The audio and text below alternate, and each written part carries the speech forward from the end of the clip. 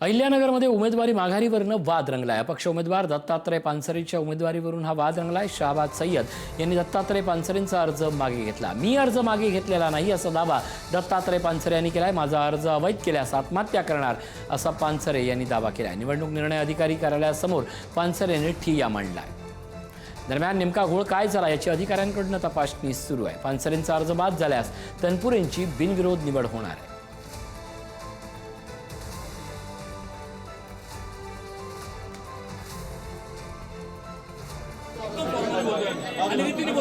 एक तर त्यांना बाहेर काढा नाही तर आम्हाला अटक घ्या नॉर्मल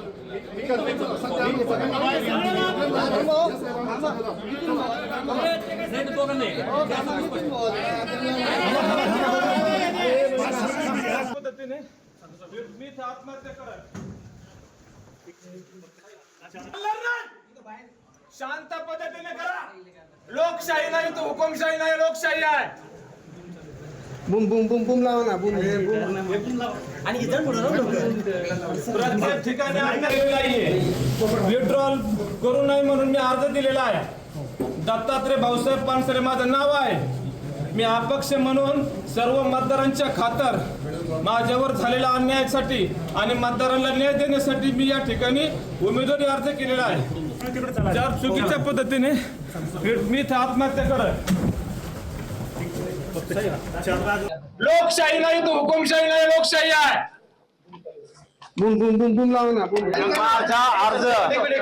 माझा उमेदवारी अर्ज मी स्वतः आल्याशिवाय सूचकामार्फत घेऊ नये।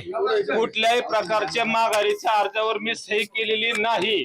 मी माझ्या आई वडिलांना स्मरून सांगतो, सर्व नगरसेवक मतदारांना स्मरून सांगतो, हे माझे विड्रॉल हे डुप्लिकेट जर असेल, जय केलं असेल तर तो डुप्लिकेट असेल, माझी विड्रॉलवर सही नाही।